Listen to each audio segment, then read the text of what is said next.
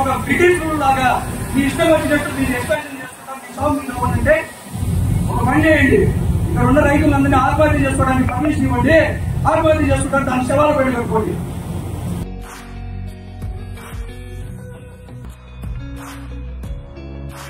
ఇప్పుడు 4.6కే ఈ రకమైన తుమ్ముతో వరదలతో మేము నష్టపోతామంటే 12.6 అంటే దీనికి 3 రెట్లు ఎక్కువ.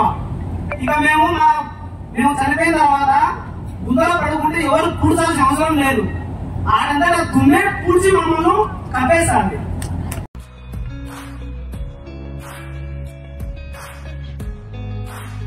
ఇంత గుడ్డిగా ఇంత తప్పుడు రిపోర్టుతో మీరు మీటింగ్ ఏర్పాటు చేస్తారా? అంటే ఏమాత్రం భయం లేకుండా ఈ మీటింగ్ కూడా తాల్మే కాకుండా వాళ్ళ కన్సర్న్లో ఉండేటువంటి వాళ్ళ ఫ్యాక్టరీలో మీటింగ్ ఏర్పాటు చేస్తారా?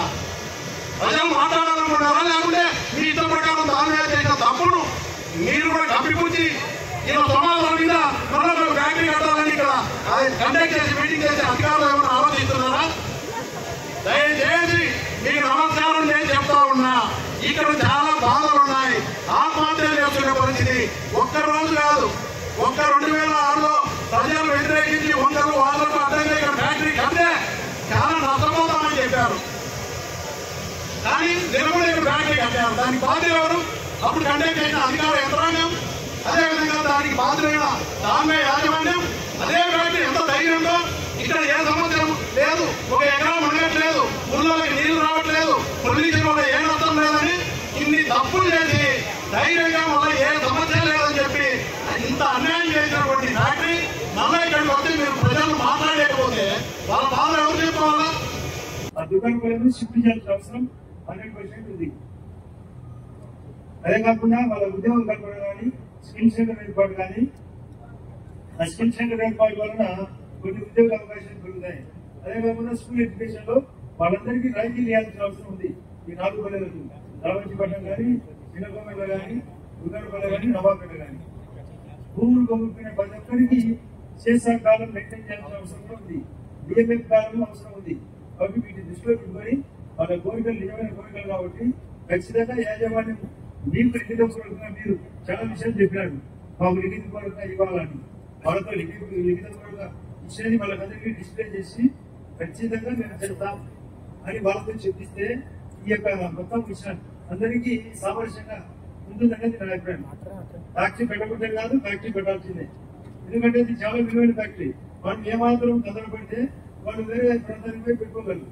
అది ఉన్న ఫ్యాక్టరీలో ఉండే లోపాలను సర్దిద్ది కొత్త ఫ్యాక్టరీలో ఏ సమస్య రాకుండా పరిష్కారం కోసం జిల్లా కలెక్టర్ గారికి పూర్తిగా ఇంతకుముందు కూడా ఆయన మీరు ఇండస్ట్రీలో కమిషనర్ గా పనిచేశారు కాబట్టి ఆ యొక్క ఆలోచనలు అదే కాకుండా సార్ మీకు ముఖ్యంగా సూచన ఆ ఇన్ రైటింగ్ ని కలెక్టర్ ద్వారా ఇంప్లిమెంట్ చేయడానికి మనం చర్యలు తీసుకుంటున్నాం.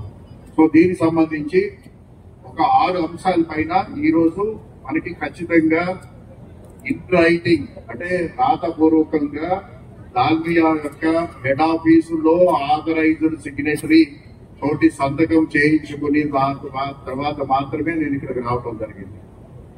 ఎందుకంటే సమస్యల చర్చ చేయడం ఎంత ఇంపార్టెంటో చర్చ చేసిన తర్వాత దాన్ని పరిష్కారం చేసే విధంగా కూడా మనం ముందుకు వెళ్ళాలి. అది లేకపోయినట్టయితే ఎప్పుడు కూడా సమస్యలు పరిష్కారం కావు, ఎప్పుడు కూడా ప్రజలు ఆందోళనలోనే ఉంటారు. సో దానికి తగ్గట్టుగా ఈ రోజు పరిష్కరించే విధంగా ఈ రోజు రావడం జరిగింది. మొదటిది దుగ్గరపల్లి గ్రామం ఏదైతే ఉందో దుగ్గరపల్లి గ్రామంలో ఉన్నటువంటి ప్రతి ఒక్క కుటుంబం వారి యొక్క అభిప్రాయం మేరకు అక్కడి నుంచి తరలించడానికి